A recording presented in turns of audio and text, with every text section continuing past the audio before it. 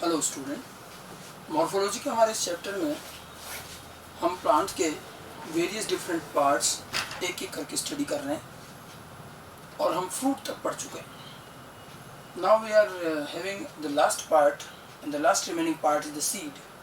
Fruit के बाद seed आता है, flower, fruit and seed. Now fruit में हमने कहा था कि फ्रूट की एक फ्रूट वॉल होती है पेरिकार्प, जो कि एपिकार्प, मेसोकार्प, एंडोकार्प में डिवाइडेड हो सकती है। Now inside the fruit there is a seed, and actually this seed is actually converted from ovule. Initially अगर हम देखें तो फ्लावर में जो ओवरी वाला पार्ट है उसमें ओवरी वॉल और ओव्यूल दो चीजें हैं।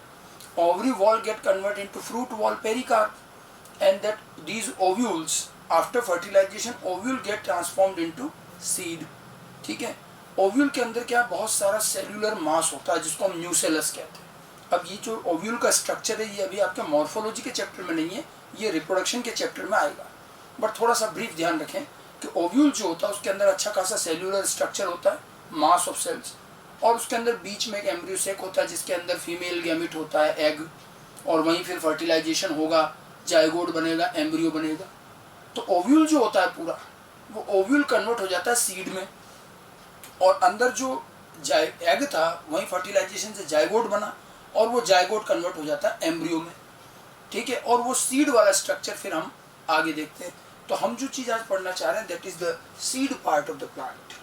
ठीक है, सीड बियरिंग प्लांट वैसे तो देखा जाए तो जिम्नोस्पर्म भी है और एंजियोस्पर्म भी है। जिम्नोस्पर्म के सीड नेकेड होते हैं, एंजियोस्पर्म में कवर्ड होते हैं, वो फ्रूट के अंदर होते हैं, inside the fruit. Okay, so ovules develops into seeds after fertilization. Fertilization के बाद ओव्यूल सीड में कन्वर्ट होता है, as I told you earlier also. Now a seed is made up of two part. Seed में दो चीजें होती हैं, there is a seed coat and an embryo. Seed में मेनली दो चीजें हैं, कुछ चीजें एडिशनल और हो सकती हैं। एक तो सीड कोट होता है जो उसकी कवरिंग होती है। ठीक है, जैसे ओवरी की कवरिंग जो थी उससे फ्रूट वॉल बन गई, ovary wall become fruit wall. Ovule के अंदर भी इंटेग्यूमेंट्स की कवरिंग होती है। ओव्यूल का स्ट्रक्चर क्या आप रिप्रोडक्शन में पढ़ेंगे, तो ओव्यूल की भी कवरिंग होती है, इंटेग्यूमेंट्स कहते हैं। और ओव्यूल के अंदर भी सेलुलर न्यूसेलस भरा रहता है, उसके अंदर होता है एग और वही जाइगोट और एम्ब्रियो बनेगा। थोड़ा सा ध्यान रखें इस चीज को। अब वो क्या रिप्रोडक्शन में चीजें वही समझ में आए, हम केवल ओव्यूल का एक आउटलाइन समझ लें। तो ओव्यूल की जो कवरिंग थी, इंटेग्यूमेंट्स, वही बाद में सीड कोट बन जाते हैं। और अंदर जो है, जो एग होता है, वो फर्टिलाइजेशन के बाद जाइगोट और एम्ब्रियो में कन्वर्ट हो जाता है। तो सीड कोट और एम्ब्रियो दो चीजें होती है। प्लांट का जो एम्ब्रियो है उसमें देखिए क्या क्या चीजें रहती है। The embryo is made up of an embryonal axis। Embryo में एक एम्ब्रियोनल एक्सिस होता है, ठीक है, and one like in monocot और टू कोटिलीडन, वन और टू कोटिलीडन। प्लांट के एम्ब्रियो में एक एम्ब्रियोनल एक्सिस है और उस एक्सिस से लगे हुए एक या दो कोटिलीडन होते हैं। कोटिलीडन तो जानते हैं, हम सीड में देख भी सकते हैं। ठीक है, embryonal axis and cotyledon. Cotyledon में भी one in case of monocot like wheat, maize, जो मोनोकॉट है उसमें एक cotyledon, and two cotyledon in dicot like gram and pea. ठीक है, और एक एम्ब्रियोनल एक्सिस होता है। मैं आपको एक छोटा सा डायग्राम बना के दिखा सकता हूँ। ये देखिए बन रहा है, ये जो है ये पूरा एम्ब्रियो है।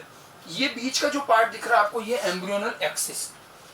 ठीक है, इस एम्ब्रियोनल एक्सिस में मैंने आपको कुछ टर्म पहले भी बताई थी। ठीक है, एम्ब्रियोनल एक्सिस का ये जो पार्ट है, दिस पर्टिकुलर पार्ट, ये जो है ये कहलाता है प्लूमूल। ठीक है, और ये जो इधर वाला एंड है ये कहलाता है रेडिकल, प्लूमूल एंड रेडिकल।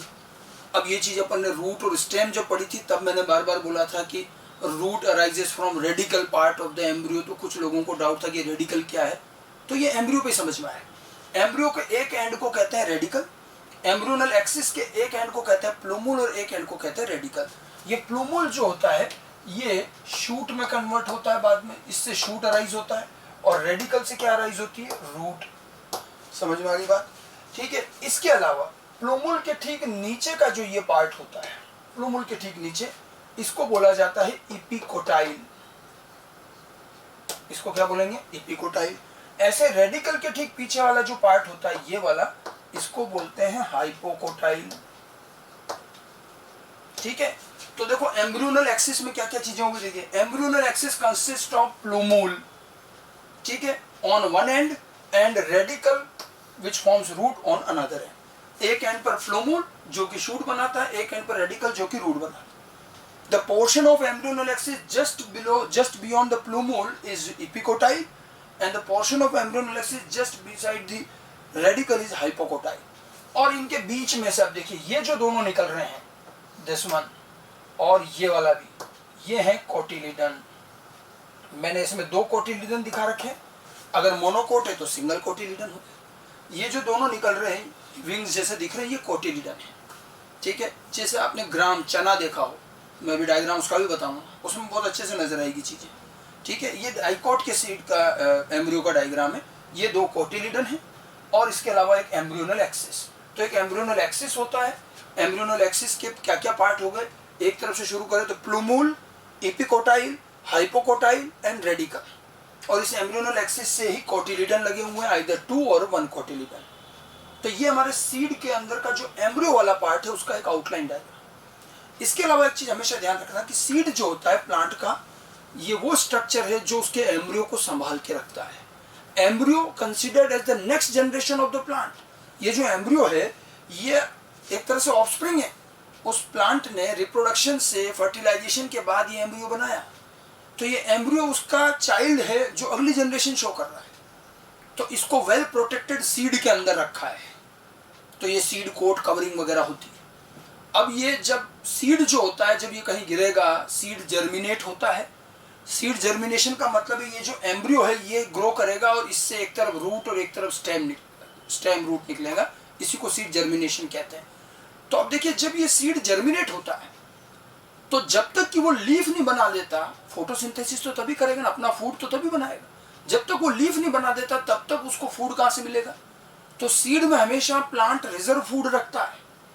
उसको पता है कि जब ये सीड जर्मिनेट होगा, ये एम्ब्रियो जब ग्रो करके, जब तक कि प्लांट लाइक छोटा सा प्लांटलेट और छोटी छोटी लीफ जब तक नहीं निकल जाएगी, जब तक इसको फूड कहाँ से देंगे। तो इसलिए वो सीड में हमेशा रिजर्व फूड रखते हैं।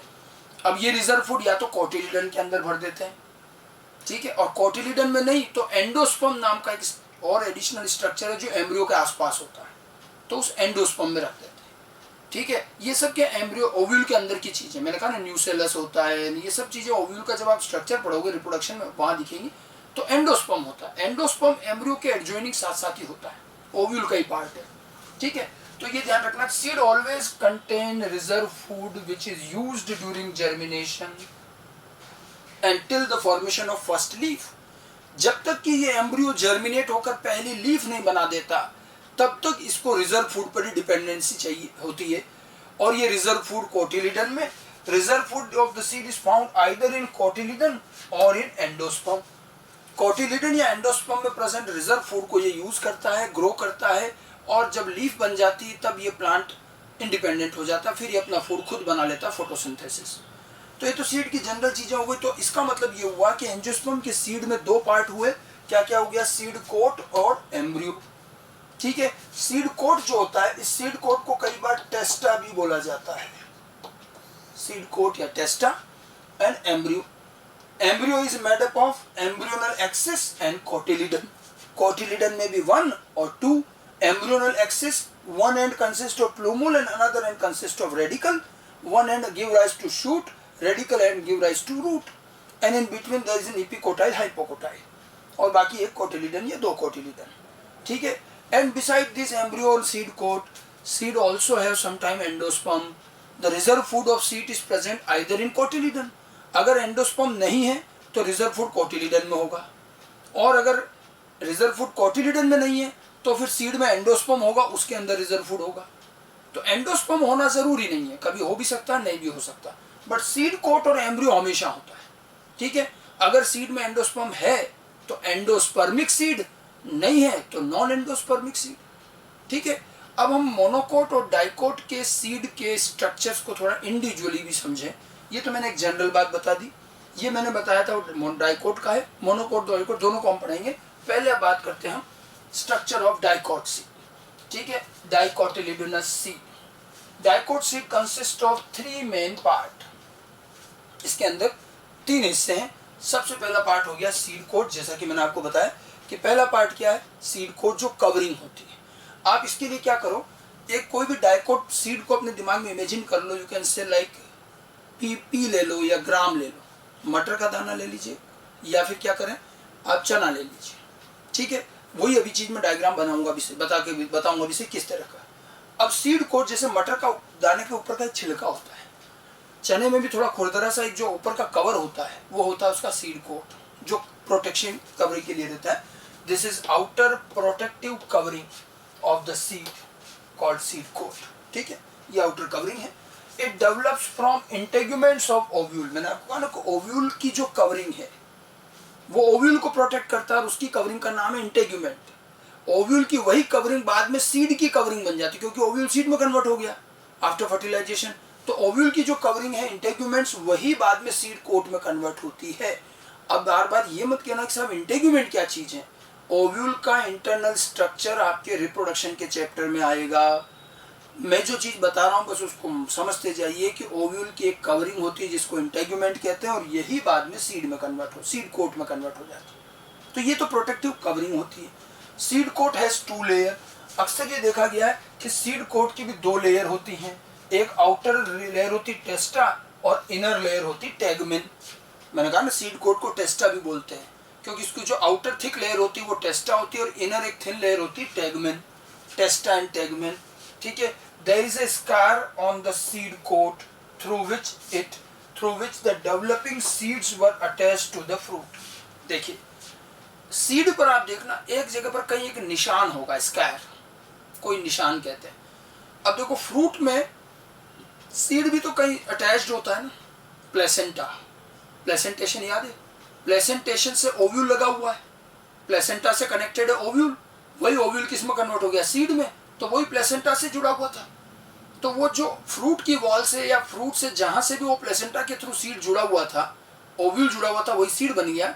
तो वो एक स्क्वायर अभी भी रहता है उसमें। तो एक निशान दिखता है हमें कई बार सीड के ऊपर, तो एक स्क्वायर होता है सीड कोट पर और ये वो निशान है जहां से कि वो ये फ्रूट की वॉल से जुड़ा हुआ रहता है और इस स्क्वायर को कहा जाता है hilum.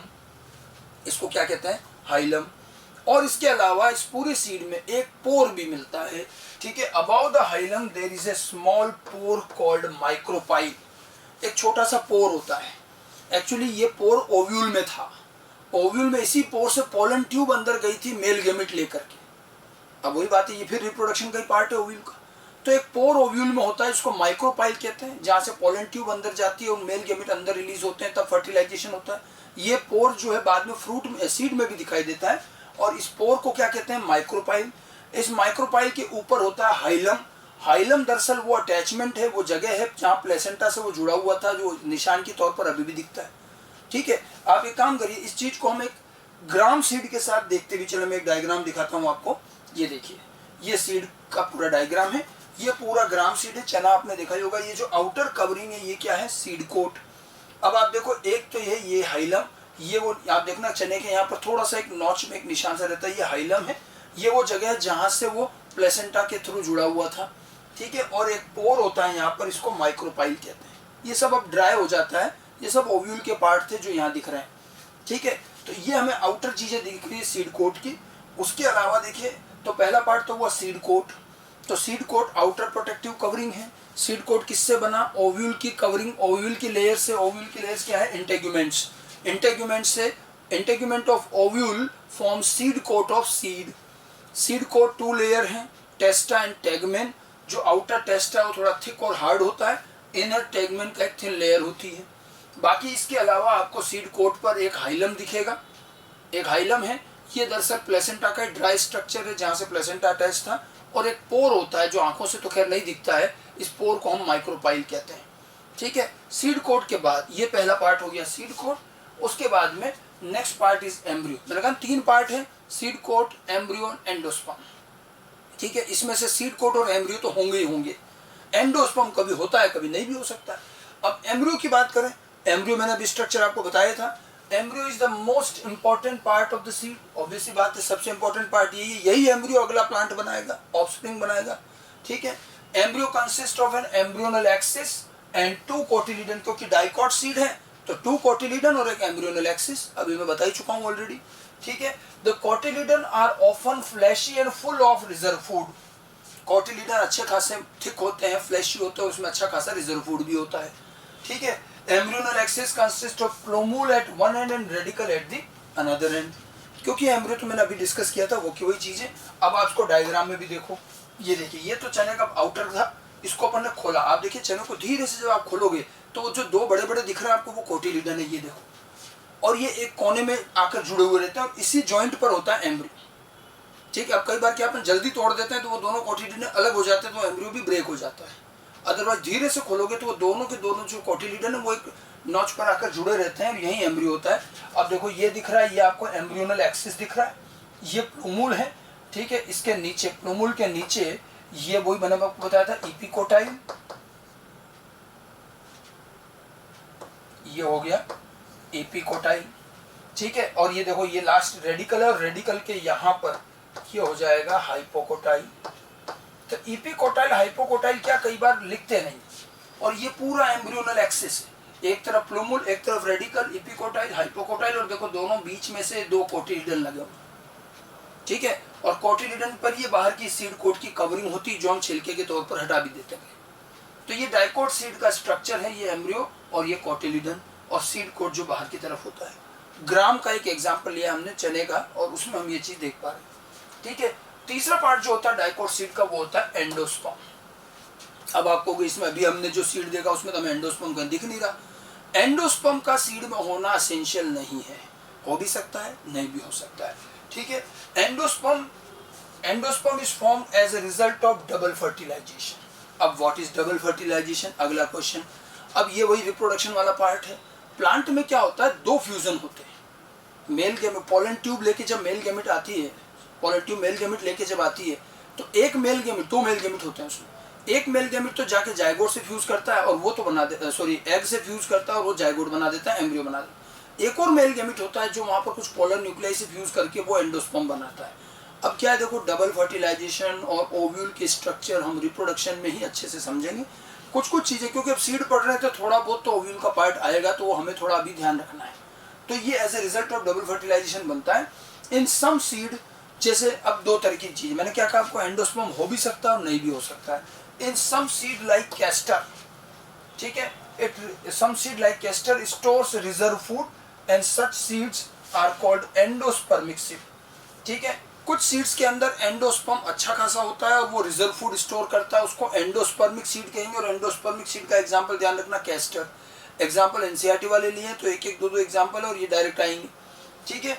In plants such as beans, grams and pea, ये चना मटर जो भी हैं, ठीक है, द एंडोस्पर्म इज एब्सेंट, इनमें एंडोस्पर्म होता ही नहीं है। एंड रिजर्व फूड जो है वो कोटिलीडन में होता है। ठीक है। And in mature seed such seeds are called non endospermic seed. तो जो ये ग्राम पी वगैरह है इनमें मैच्योरिटी पर आते आते एंडोस्पर्म खत्म हो जाता है, एंडोस्पर्म होता ही नहीं है। तो जो मैं आपको ये स्ट्रक्चर दिखा रहा हूँ ये किसका है, ग्राम का, इसलिए आपको इसमें एंडोस्पर्म नहीं दिख रहा, ये नॉन एंडोस्पर्मिक है। तो एंडोस्पर्म होना जरूरी नहीं है। Endosperm present endospermic seed like castor, endosperm absent non endospermic seed like gram P and beans. ठीक है। तो एंडोस्पर्म में प्रेजेंट में not present. Endosperm is the structure जो कि नॉर्मली डबल फर्टिलाइजेशन से बनता है और ये कई बार प्लांट में अच्छा खासा होता है, रिजर्व फूड स्टोर करता है। मैंने जैसा आपको बताया कि या तो रिजर्व फूड कोटिलीडन में होगा। अब जैसे देखो ग्राम और पी में इनमें एंडोस्पर्म नहीं है तो इनका रिजर्व फूड कोटिलीडन में है। और जहाँ एंडोस्पर्म अच्छा खासा होता है तो कई बार एंडोस्पर्म में रिजर्व फूड होता है तो कोटिलीडन छोटे छोटे होते हैं जैसे कि कैस्टर वगैरह में होता है। तो ये जो आपको मैंने आउटलाइन बताई है ये सीड डाइकोट सीड का स्ट्रक्चर हुआ। डाइकोट सीड में कुल मिलाकर कितने पार्ट हो गए, 3। सबसे पहले बाहर का सीड कोट जिसमें टेस्टा टेगमेन 2 लेयर है, बाकी हाइलम माइक्रोपाइल उसके ऊपर जो मार्किंग होती है। उसके बाद सेकेंड पार्ट है एम्ब्रियो। ठीक है। सीड कोट और एम्ब्रियो तो हमेशा होंगे। और थर्ड पार्ट है endosperm which may present which may not present. और एज एन एग्जाम्पल हम ये एक डायग्राम जरूर ध्यान रखें ग्राम का। ठीक है। इसमें आपको थोड़ा बेसिक चीजें सारी बता रखी कैसे एक डाइकोट सीड और एम्ब्रियो कहाँ होता है। आप ग्राम का सीड प्रैक्टिकली भी लेकर के थोड़ा बहुत देख सकते हैं, थोड़ी बहुत चीजें आंखों से नजर भी आ जाती है। ठीक है।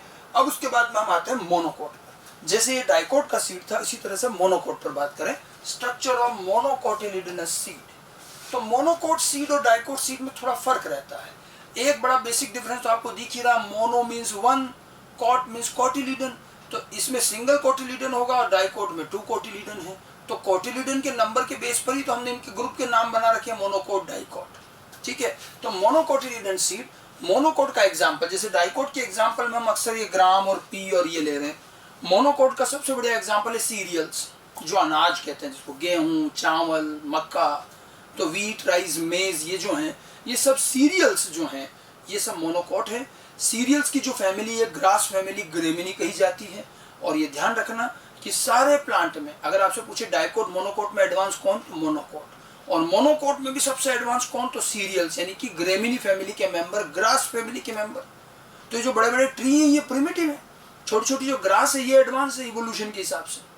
ठीक है, अब इसमें क्वेश्चनिंग नहीं है, बिल्कुल ये इंप्रूवमेंट, ये एडवांसमेंट यही हो रहा है आजकल कि हाइट कम होती जा रही, चीजें छोटी होती जा रही।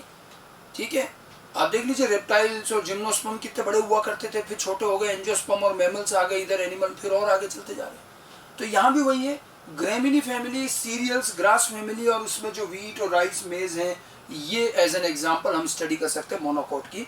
ठीक है, in the seeds of cereal such as maize the seed coat is membranous. अब आप देखो इसके स्ट्रक्चर में क्या होता है, पहला तो सीड कोट है, लेकिन इनका जो सीड कोट होता है ये मेम्ब्रेनस, बहुत थिन होता है। और यहाँ पर जो वो फ्रूट वॉल होती है ओव्यूल की, ovary wall, sorry ovary wall ही फ्रूट वॉल बनती है। अब आप देखो यहाँ क्या होता है, वो जो ओवरी वॉल होती है वो बड़ी ड्राई होती है और वो इस सीड कोट पर ही चिपक जाती है, तो इसलिए यहाँ अलग से फ्रूट नहीं दिखता, फ्रूट और सीड सब एक जैसा ही दिखता है। Ovary wall become dry, pericarp become dry and thick and get fused with seed coat. So seed coat is thin and membranous and generally fused with fruit wall pericarp. Fruit की जो wall है pericarp के साथ fused होती है। ठीक है, तो ये पेरिकार्प के साथ फ्यूज्ड होंगी, तो ये बनता है फ्रूट इस तरह का। आपको मैंने फ्रूट में बताया था कैरियोप्सिस, तो ये जो है ये मेज और जो ये होते हैं ये कैरियोप्सिस टाइप के फ्रूट हैं, कैरियोप्सिस टाइप ऑफ फ्रूट। तो जो हमें मक्का का दाना, गेहूं का दाना, चावल का दाना दिखता है वो दरअसल वास्तव में तो फ्रूट है वो, क्योंकि वो जो फ्रूट वॉल है पेरिकार्प वही इसके सीड कोट पे फ्यूज हो जाती है, तो वहाँ फ्रूट अलग से कुछ नहीं, वही फ्रूट मानो वही सीड मानो। ठीक है, और वो कैरियोप्सिस टाइप का फ्रूट कहा जाता है जिसमें फ्रूट वॉल पेरिकार्प जो ड्राई होती है और फ्यूज हो जाती है सीड कोट पर। तो मेज का एक एग्जाम्पल लेकर के यहाँ बात की जा रही है, सीड कोट थिन होता है और ये और फ्रूट वॉल फ्यूज हो जाती है। ठीक है, बिलो द कवरिंग, अब ये तो कवरिंग हो गई सीड कोट और फ्रूट वॉल की। ठीक है, below the covering are present two structure, एक होता है एंडोस्पर्म और एक होता है एम्ब्रियो। अब देखो कवरिंग हो गई सीड कोट और fruit wall, seed coat plus fruit wall, उसके बाद अंदर दो चीजें हैं एम्ब्रियो और एंडोस्पर्म। डाइकोट में भी यही तो बताया, सीड कोट, एम्ब्रियो, एंडोस्पर्म। यहाँ भी वही है, सीड कोट, एम्ब्रियो, एंडोस्पर्म, बस यहाँ सीड कोट और फ्रूट वॉल फ्यूज्ड है, बाकी फिर एम्ब्रियो और एंडोस्पर्म है। ठीक है, अब यहाँ पर मोनोकोट में ज्यादातर देखा गया, और ये जो सीरियल्स होते हैं जितने भी, इनके अंदर ज्यादातर हमने देखा कि endosperm is bulky and store reserve food. यहाँ पर रिजर्व फूड कोटिलिडन की बजाय एंडोस्पर्म में ज्यादा मिलता है, ये एंडोस्पर्मिक सीड होते हैं, बल्कि अच्छा खासा क्वांटिटी में होता है और रिजर्व फूड होता है इसके अंदर। सो monocotyledonous seeds are generally endospermic, ज्यादातर केस में एंडोस्पर्मिक होते हैं, और डाइकोट ज्यादातर केस में नॉन एंडोस्पर्मिक, बट ज्यादातर है, एक्सक्लूसिव मत कर देना। ठीक है, एंड सम जैसे कि ऑर्किड्स वगैरह हैं, ऑर्किड्स मोनोकोट होते हैं, इनमें नॉन एंडोस्पर्मिक सीड। तो ज्यादातर मोनोकोट सीड एंडोस्पर्मिक है, but there are some monocot which are non endospermic like orchids. ऐसे ज्यादातर डाइकोट में आपको नॉन एंडोस्पर्मिक कंडीशन मिलेगी, लेकिन कई सारे डाइकोट ऐसे भी है जिनमें एंडोस्पर्मिक है, जैसे कैस्टर। तो दोनों चीज दोनों में है, ये बात ध्यान रखना। डाइकोट में, सॉरी मोनोकोट में ज्यादातर एंडोस्पर्मिक सीड, थोड़े बहुत नॉन एंडोस्पर्मिक हो सकते हैं। The outer covering of endosperm, अब आप देखो इसका मेज का मैं आपको डायग्राम बताऊं तो इसका डायग्राम और एम्ब्रियो के जो पार्ट वगैरह हैं वो सारे वैसे के वैसे ही हैं, नया कुछ भी नहीं। देखो ये मक्के का दाना है, अगर आप इसको सामने से रख के देखोगे तो ऐसा दिखेगा। ठीक है, और इसका लेटरल सेक्शन कट करेंगे तो ऐसा आएगा। अब इसके अंदर देखो ये जो पूरा पार्ट है इतना, ये अलग से दिख रहा है, ये एंडोस्पर्म है, ये तो एंडोस्पर्म है, ये एनसीईआरटी में भी दे रखा आपको डायग्राम। और ये जो नीचे का पार्ट है ये पूरा पार्ट एम्ब्रियो का है। ठीक है, ये जो एंडोस्पर्म है ये स्टार्ची एंडोस्पर्म होता है। ठीक है, एंडोस्पर्म, और एंडोस्पर्म ध्यान रखना हमेशा ट्रिप्लॉइड होता है, ट्रिप्लॉइड एंडोस्पर्म है पूरा, अच्छा, इसकी आउटर कवरिंग देखो ये अलग से दिख रही है, अलग से। सबसे बाहर की कवरिंग तो हो गई सीड कोट और फ्रूट वॉल, उसके अंदर एंडोस्पर्म। एंडोस्पर्म में भी देखो आउटर लाइनिंग दिख रही, इसको बोलते हैं एल्यूरोन लेयर। एल्यूरोन लेयर जो है ये प्रोटीन की बनी होती है, ये जो होती है ये प्रोटीनेशियस होती है, और ये भी 3N है, क्योंकि है तो वास्तव में ये भी किसका पार्ट, एंडोस्पर्म का। एंडोस्पर्म पूरा ट्रिप्लॉइड होता है, starchy endosperm, but the outer lining of endosperm is proteinaceous and this is called alluron layer। ठीक है, ये मेज के स्ट्रक्चर की चीज बता रहा हूँ। अब ये नीचे का देखिए, ये पूरा पार्ट तो एंडोस्पर्म है, ये नीचे का पार्ट क्या है, एम्ब्रियो।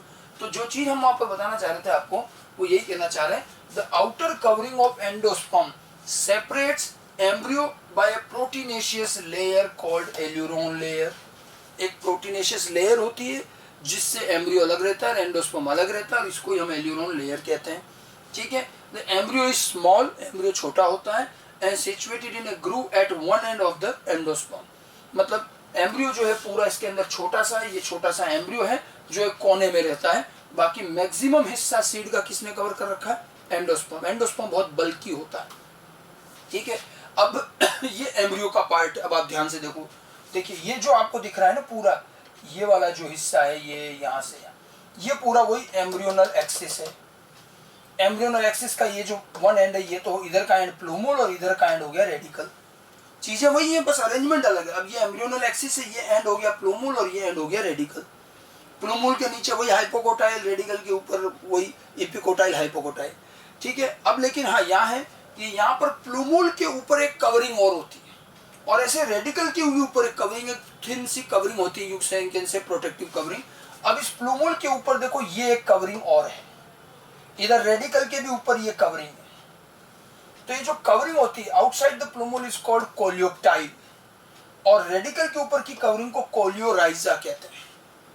प्लूमोल की कवरिंग को कोलियोप्टाइल, प्लूमोल के बाहर एक कवरिंग होती है, ये डाइकोट में नहीं होती, मोनोकोट में, और इधर रेडिकल के बाहर जो कवरिंग है इसको कोलियोराइजा कहते हैं। तो ये तो एम्ब्रियोनल एक्सिस हो गया। अब देखो यहां से फिर ये पूरा का पूरा, ये देखो एक शील्ड की तरह, ढाल के जैसा, देखो ये जो चीज है ये कहलाता है कोटिलिडन। चाहे तो भले हम इसको इस तरह से बना सकते हैं। ये पूरा जो एडिशनल पार्ट है, अब देखो ये एक अकेला कोटिलिडन है, ये पूरा इसको शील्ड की तरह होता है, और इस कोटिलिडन का ही एक और नाम है स्कूटिलम। ये ग्रास फैमिली का जो मेज एक एग्जांपल लिया हमने मोनोकोट सीड में, ये कोटिलिडन देखो इस तरह से शील्ड की तरह होता है, जैसे तलवारबाजी में जो शील्ड होती है वैसा ही एक शील्ड ढाल की तरह होता है ये। और शील्ड लाइक ये थिन कोटिलिडन है, कोटिलिडन में ज्यादा रिजर्व फूड नहीं है, और इस कोटिलिडन को ही नाम क्या देते हैं, स्कूटिलम। ये पूछा जाता है, स्कूटिलम, कोलियोप्टाइल, प्लूमूल, रेडिकल, कोलियोराइजा, ये पूरा एम्ब्रियो, और ये एंडोस्पर्म अलग।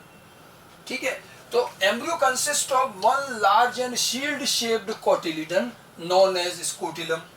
शील्ड जैसा एक स्कूटिलम है, and short axis with plumule and radicle. Plumule और रेडिकल होते हैं। Plumule and radicle are enclosed by sheath, एक कवरिंग होती है, which are called coleoptile and coleorhiza respectively.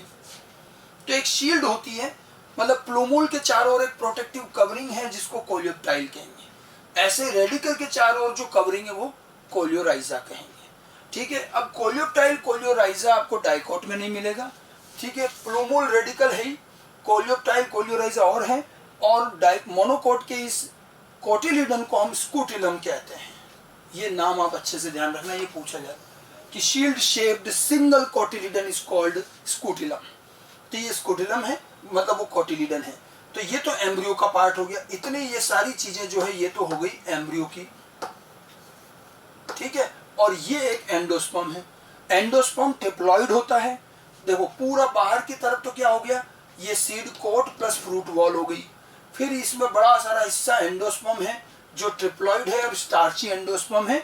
लेकिन इस एंडोस्पर्म के बाहर की तरफ जो ये पूरी लाइनिंग दिख रही है, ये पूरी लाइनिंग है एल्यूरोन लेयर की जो प्रोटीनेशियस होती है, और ये भी एल्यूरोन लेयर एंडोस्पर्म का ही पार्ट है, इसलिए वो भी ट्रिप्लॉइड है। ठीक है, ये पूरा पार्ट रहता है। ये तो हमने इंटरनल स्ट्रक्चर देखा है। बाहर से हम मक्के के दाने को देखेंगे तो देखो ये इस तरह से एम्ब्रियो दिखता है लेयर की लाइन के फॉर्म में, बाकी इसके अंदर एंडोस्पर्म है। ये केवल साइड डायग्राम ले रखा है। तो ये डाइकोट सीड का एक एग्जांपल, सॉरी मोनोकोट सीड का। डाइकोट सीड में हमने ग्राम का सीड लिया, और उसका एम्ब्रियोनल एक्सिस, उसके प्लोमोल रेडिकल, वो सारी चीज़ें देखी। वहाँ 2 कोटिलिडन थे, सीड कोट वहाँ भी था। वहाँ एंडोस्पर्म हमें ज़्यादा नहीं दिखा। मोनोकोट के सीड में अच्छा खासा एंडोस्पर्म भी है, सिंगल कोटिलिडन है, थिन साइज स्कूटिलम, ठीक है, और बाकी एम्ब्रियो है। और एम्ब्रियो में डाइकोट और मोनोकोट के एम्ब्रियो में आपको डिफरेंस क्या दिखाई दिया कि मोनोकोट के एम्ब्रियो में प्लोमूल और रेडिकल के ऊपर भी एक और कवरिंग होती है, थिन कवरिंग, जिसको कोलियोप्टाइल कोलियोराइजा कहते हैं, ठीक है। बाकी वहां पर एम्ब्रियो में 2 कोटिलिडन है और अच्छे खासे लार्ज है विद रिजर्व फूड। यहाँ पर सिंगल कोटिलिडन है, शील्ड लाइक होता है, थिन होता है, रिजर्व फूड नहीं होता, उसको स्कूटिलम कहते हैं। वहाँ एंडोस्पर्म नेग्लिजिबल सा है, यहाँ अच्छा खासा एंडोस्पर्म मिलता है। तो मोनोकोट डाइकोट के सीड में बेसिक डिफरेंस रहता है, ठीक है। वहाँ सीड कोट है, यहाँ पर सीड कोट है, लेकिन सीड कोट के साथ ही यहाँ फ्रूट वॉल भी फ्यूज हो गई है, पेरिकार्प भी, दोनों फ्यूज हो जाती है, ठीक है। तो ये डाइकोट मोनोकोट के सीड स्ट्रक्चर हैं। अब क्या है, देखो सीड में ओव्यूल की कई चीज़ें बीच बीच में आई हैं।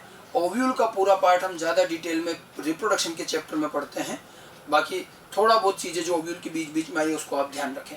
तो छोटा सा पार्ट है फ्रूट के अंदर जो सीड होते हैं, एंजियोस्पर्म के सीड के बारे में भी आइडिया होना चाहिए कि डाइकोट का सीड किस तरह का, मोनोकोट का सीड, और जो आपको इसके पार्ट्स बताए हैं बस वो ध्यान रखिएगा। बहुत छोटी सी चीज़, इसमें कोई बहुत ज़्यादा एग्जाम्पल्स नहीं है। Endospermic seed, non endospermic seed के आपको डाइकोट के जो एग्जाम्पल बताए हैं वो अच्छे से ध्यान रखिएगा। अच्छा, इसके अलावा लास्ट में एक और चीज़ है, पेरिस्पर्मिक सीड, ये एक एडिशनल इन्फॉर्मेशन है, ठीक है। ओव्यूल मैंने आपको बताया था अभी, ओव्यूल में बाहर की कवरिंग होती है जो इंटेग्यूमेंट्स कहलाती है, जिसको बाद में सीड कोट बन जाती है। ओव्यूल के अंदर, ठीक है, अच्छा खासा सेल्यूलर मास फील्ड रहता है जिसको हम न्यूसेलस कहते हैं, ठीक है। और उसके अंदर बीचों बीच में एम्ब्रियो सेक होता है जहाँ एग होता है, और वहीं पर फिर वो बाद में एम्ब्रियो बनता है। तो एक अच्छा खासा जो सेल्यूलर मास ओव्यूल के अंदर फील्ड होता है वो न्यूसेलस होता है। और नॉर्मली जब फर्टिलाइजेशन हो जाता है और जब सीड कन्वर्ट होता है तो जो उसकी कवरिंग है इंटेग्यूमेंट, वो तो सीड कोट बन गई। अंदर का जो पार्ट है जाइगोट और एम्ब्रियो बन रहा है। अब बीच का जो सेल्यूलर पार्ट है जनरली ये फिनिश हो जाता है, बट कभी कभी ये सेल्यूलर पार्ट बच जाता है, इस सेल्यूलर पार्ट को न्यूसेलस कहते हैं। ये चीज ध्यान रखना, mostly nucellus is consumed during fertilization. Embryo ही कंज्यूम कर लेता है इसको, जाइगोट और एम्ब्रियो। तो जो ये सेल्यूलर पार्ट जो था ओव्यूल के अंदर, ठीक है, ये जो न्यूसेलस होता है it is actually cellular mass, cellular mass inside the ovule, ये न्यूसेलस कहलाता है। और ये जनरली तो कंज्यूम होकर खत्म हो जाता है। तो जब सीड बनता है तो उसमें न्यूसेलस नहीं दिखता, बट कुछ सीड ऐसे होते हैं जिनमें न्यूसेलस बचा रह जाता है और वो हमें एक लेयर के फॉर्म में दिखता भी है, ठीक है। तो generally it is consumed due to absorption of food by endosperm and embryo. तो जो एम्ब्रियो और एंडोस्पर्म बन रहे हैं वही इस न्यूसेलस को खा जाते हैं, पूरा उसका फूड एब्जॉर्ब कर लेते हैं, वो खत्म हो जाता है। But sometimes the nucellus remain persistent, कभी कभी न्यूसेलस बिल्कुल बचा रह जाता है, परसिस्टेंट, ठीक है, इन द सीड, बिल्कुल सीड के अंदर भी दिखाई देगा ये, and it is called perisperm. Perisperm is the remains of nucellus, जो न्यूसेलस कभी कभी बच जाता है वो पेरिस्पर्म कहलाता है। और जिस सीड के अंदर पेरिस्पर्म है यानी कि न्यूसेलस का बचा हुआ हिस्सा है, उस सीड को फिर अपन क्या बोलेंगे, पेरिस्पर्मिक सीड। तो perispermic seed is nothing, perispermic seed is the seed in which perisperm is present. And what is perisperm? It is the remaining part of nucellus. So some nucellus remain persistent, and this is observed in seed also. These seeds are called, such seeds are called perispermic seed. Perispermic seed का एक बढ़िया example आपको ध्यान रखना है, Piper nigrum, ये botanical name है, English name Hindi name जो भी कहें, इसको हम ब्लैक पेपर कहते हैं, काली मिर्च कहते हैं। तो जो ब्लैक पेपर होती है, काली मिर्च, वो पेरिस्पर्मिक सीड का एग्जाम्पल है, और उसके अंदर न्यूसेलस परसिस्टेंट रहता है, पेरिस्पर्म रहता है उसमें, ठीक है। तो ये एक एडिशनल इन्फॉर्मेशन है। ये चीज़ें क्या है आपके आगे रिप्रोडक्शन के चैप्टर में भी काम आएगी, जब आप रिप्रोडक्शन का चैप्टर पढ़ेंगे, ठीक है, जो कि 12th के सिलेबस का पहला चैप्टर है आपका। तो उसके अंदर आपके ये फ्लावर के वेरियस पार्ट, फिर फ्रूट और सीड, ये फ्लावर फ्रूट सीड जो रिप्रोडक्टिव पार्ट है प्लांट का, ये चीज़ आपके प्लांट रिप्रोडक्शन के चैप्टर में बहुत काम आएगा। इसलिए रिप्रोडक्शन की कई चीज़ें यहाँ बार बार आई हैं, और रिप्रोडक्शन पढ़ोगे तो इसकी चीज़ें वहाँ आएंगी, तो थोड़ा अच्छी तरह से ध्यान रखें, ठीक है। तो ये तो हमारे पूरा सीड का पार्ट हुआ, मतलब जो प्लांट की मॉर्फोलॉजिकल स्ट्रक्चर जो हम पढ़ रहे हैं, जो हमने प्लांट के वेरियस पार्ट्स पढ़े, वो पार्ट्स हमारे यहाँ सीड पर आकर खत्म होते हैं। मतलब प्लांट में हमने कुल मिलाकर 2 पार्ट पढ़े, vegetative part and reproductive part. Vegetative part के अंदर क्या क्या आया, वेजिटेटिव पार्ट में सबसे पहले हमने पढ़ा रूट, फिर स्टेम और लीव्स। रूट स्टेम लीव तो वेजिटेटिव पार्ट हो गया, उसमें जो भी इनके टाइप्स और जो टर्मिनोलॉजी जो एग्जाम्पल बताएं वो सब पढ़ने रहेंगे, और उसको बाकायदा चार्ट बना बना करके आपको थोड़ा रिपीटेटिवली रिवाइज करना पड़ेगा, कहाँ क्या होता है, ये थोड़ा याद रखने वाली चीज़ें हैं। ठीक है, इसमें घबराना नहीं है, थोड़ा रिवीजन बार बार करेंगे तो याद रहती है। उसके बाद प्लांट का मेन पार्ट शुरू होता है, रिप्रोडक्टिव पार्ट, और उसमें सबसे पहले हमने पढ़ा इन्फ्लोरेसेंस, फ्लावर की ग्रुपिंग जो होती है, कितने तरह के जो भी हैं। उसके बाद हमने फ्लावर पढ़ा, फ्लावर के वेरियस पार्ट्स जो हैं, calyx, Corolla, androecium, gynoecium, placentation वगैरह, फ्लावर्स के बारे में बहुत सारी चीज़ें। इस पूरे चैप्टर का सबसे इंपॉर्टेंट पार्ट है फ्लावर। ठीक है, फ्लावर, और फ्लावर में खूब सारी टर्मिनोलॉजी और जो भी एग्जाम्पल्स हैं वो ध्यान रखने। फ्लावर के बाद फिर हमने पढ़ा है फ्रूट। अब फ्रूट वैसे तो बहुत सारे हैं, लेकिन क्योंकि हमें एनसीईआरटी में बहुत लिमिटेड दिए हैं तो हमने बहुत लिमिटेड ही पढ़े। हालांकि तब भी आपको लग सकता है कि आपने एनसीईआरटी से ज़्यादा पढ़ा है, लेकिन जितनी ज़रूरत थी फ्रूट को समझने के लिए उतनी ज़रूर हमने पढ़ी है, और उतना हमारा बेसिक नॉलेज होना चाहिए। और फ्रूट के अंदर फिर मिलता है seed. Seed is the last morphological part, ये भी रिप्रोडक्टिव पार्ट में आता है। सीड में डाइकोट सीड, मोनोकोट सीड किस तरह के दिखते हैं, अंदर क्या क्या चीज़ें हैं, सीड के ये वेरियस पार्ट्स हमने पढ़े। तो हमारे चैप्टर का ये जो है मेन पार्ट था, जो प्लांट के अलग अलग स्ट्रक्चर्स, प्लांट के जो कंपोनेंट्स हैं उनको हमने समझा एक एक करके, root, stem, leaf, flower, inflorescence, seed and fruit. ठीक है, अब इसके बाद इस चैप्टर में लास्ट में हमें कुछ फैमिलीज का डिस्क्रिप्शन दिया है। ठीक है, फैमिलीज जैसे आपने लिविंग वर्ड और बायोलॉजिकल क्लासिफिकेशन, लिविंग वर्ड में आपने टेक्सोनोमिक हायरार्की देखी होगी, तो क्लास, फैमिली, ऑर्डर, ये सब चीज़ें आती हैं। तो उसमें फैमिली एक टेक्सॉन है, और फैमिली में कई सारे प्लांट का ग्रुप होता है। प्लांट की भी फैमिलीज हैं, एनिमल्स में भी होती हैं। तो कुछ फैमिलीज का डिस्क्रिप्शन है, फैमिलीज का डिस्क्रिप्शन कैसे होता है, कौन कौन सी फैमिली हमारे कोर्स में, ये सब चीज़ें हम आगे के अगले पार्ट में लेंगे। तो ये तो हमारा मॉर्फोलॉजिकल स्ट्रक्चर वाला पार्ट हो गया। अब फैमिलीज वाला पार्ट आगे के पार्ट में शुरू करेंगे।